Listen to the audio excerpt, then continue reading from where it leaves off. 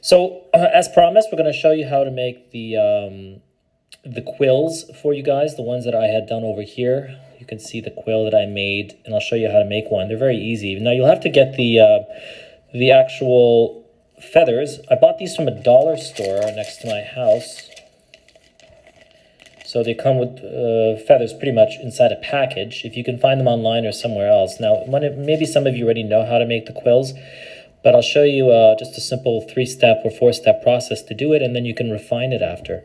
So let's see if I can just zoom in a little bit. So what we'll do is you will use a quill, and I'll show you. Now, what I also did, just want to show you, I shaved off the quill as well, like that. You see? Where the feathers had kind of come all the way to the end, you can shave off the excess so your hand has a nice holding grip like that. And you want to be able to use the feather when you want to prepare the actual quill with the angle coming down.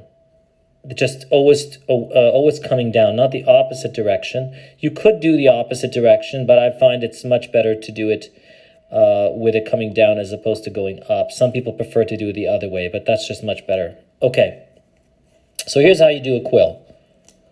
Sorry about the cords at the bottom there. Very bad eyesore. All right, so what you do is you take your quill like that. So the first step you're going to do to prepare your quill is you need to chop a sort of a curve out of it, like this, you see? Like a curve. So what I do is I tend to take this and just cut maybe a small little indent like that. You see, I'll show you. Sorry about the nails and stuff. They're pretty bad. Like that. Okay, so you could see now there's some excess from the fibers of the actual feather, but that's okay. So that's a little too much. Let me go back again. So all you need to do, step 1, you need to do this. Get a little feather. Oh my goodness, sorry. Let me just get it nice and like that. All right, that's step 1. Once you've done that first cut like that, let's see if I can get that in there. Yeah, once you've accomplished your first cut,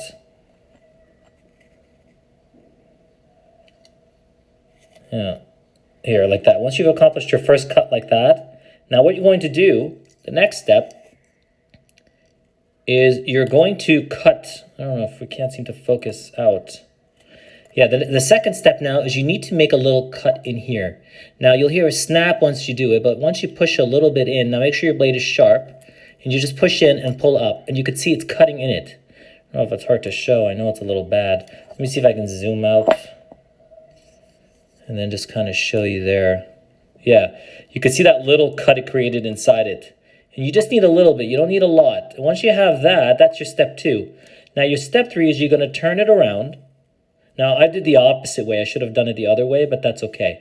Once you have that cut, once you've done the first cut, and then you've cut a slit inside like that, then you flip it over, because that's going to be your tip at the bottom. You'll only understand it. Now, what you do is you turn it over, and then you cut a big chunk off the top. So you just go like that, right? And just a big one like that. That's it. Once you cut that, now you have something like this, if you could see it.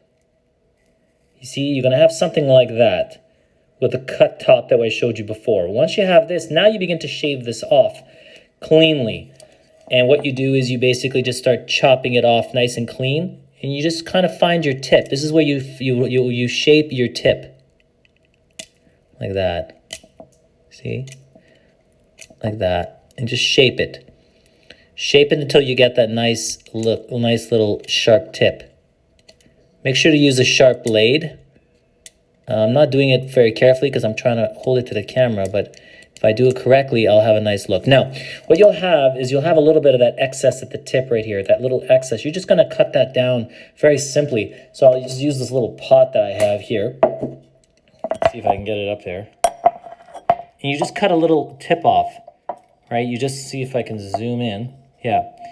You just cut a little tip off. Like you just go like this and you cut a little bit off the excess off the top. All right? And I'll show you what it looks like once you have it. And now you have something like this. You see? Nice and flat. Then you have that slit that's down the middle, and that's going to hold the ink to allow the ink to flow smoothly. Now I'm just going to keep refining this tip because I want it to be nice, a nice tip. right? I'm just going to keep refining the tip until I get a nice little pen-like writing tool. And you shape it. You can make the tip thin. You can make the tip thick. I'm just going to chop that a little bit off there as well, just a little more.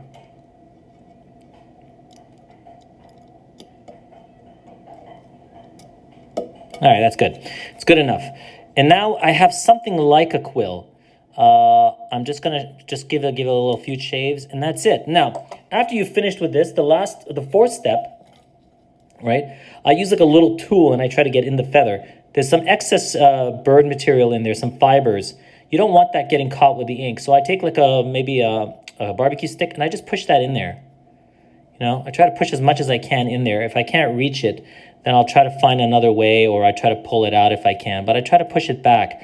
You can use a much more fine tip to do that. In this case, I don't really have anything else. Maybe I could use this. No, that won't work. So for now, that's all I can do. There you go. So it's done. So technically, this is finished. So now, let's get the plant out of the way. Let's get that like that. And now this is pretty much done. I'll show you the one I currently have, which is right over here. And we'll now use the ink that I made. Remember, we made this out of charcoal. And now you'll see with the four-step process, now you could shave. I was going to show you guys something else. In order to be able to write without having too much fuss, I'd shave a little bit off this. So what you do is you just kind of just use an X-Acto knife and go in the opposite direction. Just shave it off like that, just a little shave. And that will remove most of the fibers. And then the feathers like that, you see, it's coming off. Yeah, you just shave it off like that a little. And then you can just remove a tip.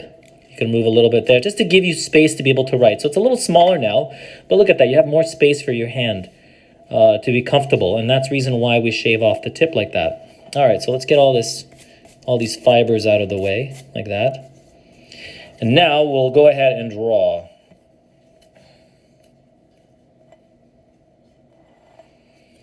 Like that.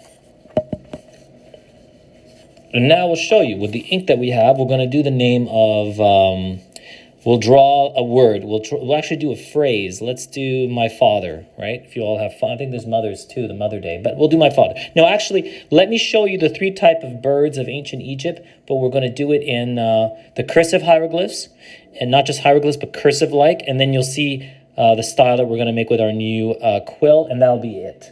And then we'll be done for the day, guys, and just want to share that. So we'll put a little bit of ink in there. I'm going to mix it. It gets a little gooey, my ink, because it's charcoal.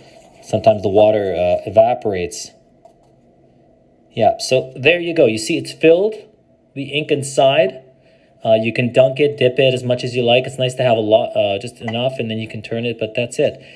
And there it is. So now once you have that, now we'll begin to do the first animal. We're going to do the letter A for the vulture, then we'll do the letter U or U for the chick, and then finish it off with the letter M for the owl. So here we go, guys. The first letter we're going to do over here is we're going to do the vulture. And this is how you do a vulture. And take your time when you draw them. So the vulture will basically be the tip of the nose, and then you come down like that, and you cross over. Now, you see that's, hold on, it's just the ink is a little thick, yeah. Sorry, that's a little too much ink I put, but that's okay. It's just showing you how this works. There it is. And then you basically do the body turn coming down like that, and then you cross over. I have to adjust the read, but I'm just showing you how it works. And there you go. Now, I don't want to do too much. I don't want it to be like a blob over here, but I want it to be flat. So we just continue writing. Now, I could make that thinner. Now we're going to do the letter for the chick, which is the U sound. And as long as you write slow and not put too much, just dab it a little, you'll get some nice results. Like that, and then over like this, and then over like that, and then this comes down like this, as long as you write slow. And there it is. Now we'll finish it off with the letter M for the owl, which will do the 2 ears of the owl, and then the back descending down. And much like the vulture, it's just coming down again and continuing out and in like that. And that's it. These are the cursive hieroglyphs of the 3. Let me see if I can do this a little bit better. the quail one. I mean, or the chick. So just like that a little. Comes down like that, and the body comes down like this as well. Like this, and like that. Now let's do the word my eye, or my eyes. So the eyes, we'll just do one eye. Like that. And we'll do a second eye.